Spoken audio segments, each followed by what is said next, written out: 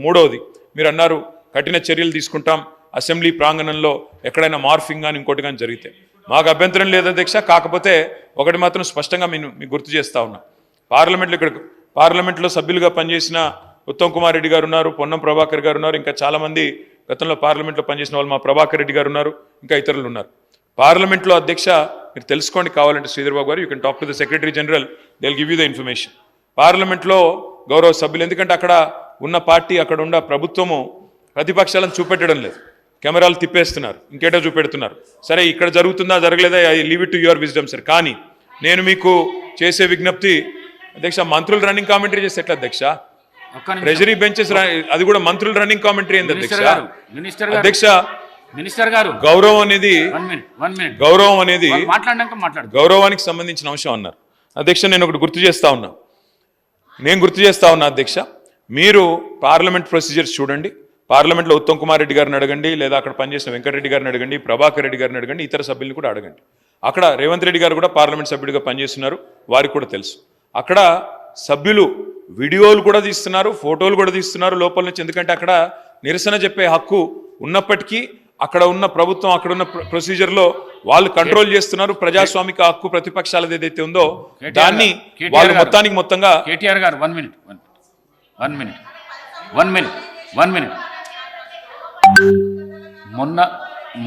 మొన్న హాల్లో తీసిన వీడియో ఏదైతున్నదో మీకు మేము పంపిస్తాము.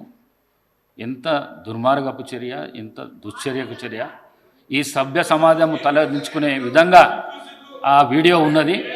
ఆ వీడియోను పంపిస్తాం, మీరు చూసినాక మీరు మాట్లాడండి.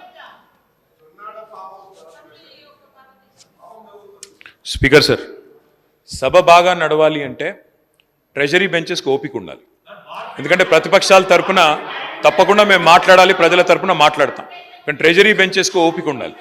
ఇవాళ ఫ్రస్ట్రేషన్ ఎవరికుందో కనబడతా ఉంది మేడం. ఎందుకంటే ఇక్కడ ఏం మాట్లాడకుండా కూర్చున్న మా అక్కల మీద నోటికొచ్చినట్టు మాట్లాడింది ఎవరో చూసాం, నోటికొచ్చినట్టు నోరు పారేసుకున్నది ఎవరో చూసాము.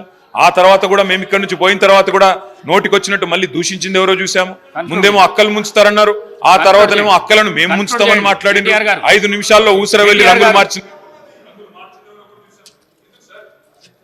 మినిస్టర్ గారు సబ్జెక్ట్ మాట్లాడండి, డివియేషన్ కాకండి. సబ్జెక్ట్ మాట్లాడండి. స్పీకర్ సార్, కేవలం మనకి ఇష్టం లేనిది మాత్రమే మనం కామెంట్ చేస్తామంటే కుదరదు సార్. ఇవాళ 2 వైపులా చూడండి, నేను సబ్జెక్టే మాట్లాడుతున్నా. 2 వైపులా చూడండి, అందరికీ ఆదేశాలు ఇవ్వండి, భాషని ఉద్వేగాల్ని నియంత్రించుకోమని చెప్పండి. ఓపిక ఎక్కువ వాళ్ళకు ఉండాలి, దయచేసి ఆలోచించుకొని సమయంతో ఉండమని చెప్పండి. అది ముఖ్యమంత్రి గారి నుంచి మొదలు పెడితే అందరికీ ఉండాలి. నంబర్ 1. నంబర్ 2 అధ్యక్ష, పోలీస్ వాళ్ళు ఈ మధ్యన సుందరయ్య విజ్ఞాన కేంద్రంలో పౌర హక్కుల సంఘం వాళ్ళు మీటింగ్ పెట్టుకుంటామంటే ఆ విషయంలో వారు మరి ఏ చట్టం పెట్టుకుని వాళ్ళు నిరాకరించారో తెలియదు, వాళ్ళు బాధపడతా ఉన్నారు. దయచేసి ఇలాంటి సంఘటనలు పునరావృతం కాకుండా చూడండి. అధ్యక్ష, ఇప్పుడే మంత్రి గారు మాట్లాడుతూ ఒక ఆధునికమైన హైకోర్టు కడతామని చెప్పారు. అధ్యక్ష, అధ్యక్ష ఈ రన్నింగ్ కామెంటరీ మంత్రులు చేయడమేంటి సార్? ఇది ఎక్కడ చూడలేదు నేను.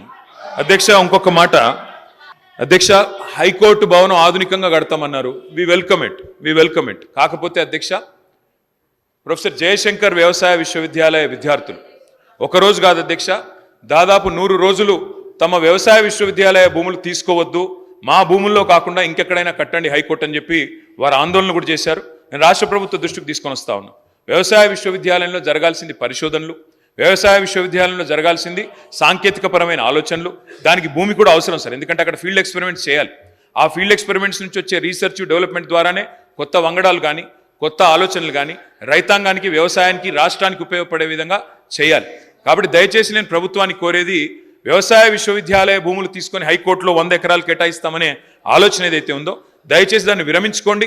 అక్కడ విద్యార్థులు ఆందోళన చేస్తూ ఉన్నారు, అక్కడి శాస్త్రవేత్తలు ఆందోళన చేస్తూ ఉన్నారు, అక్కడి యూనివర్సిటీ ప్రొఫెసర్లు ఆందోళన చేస్తూ ఉన్నారు.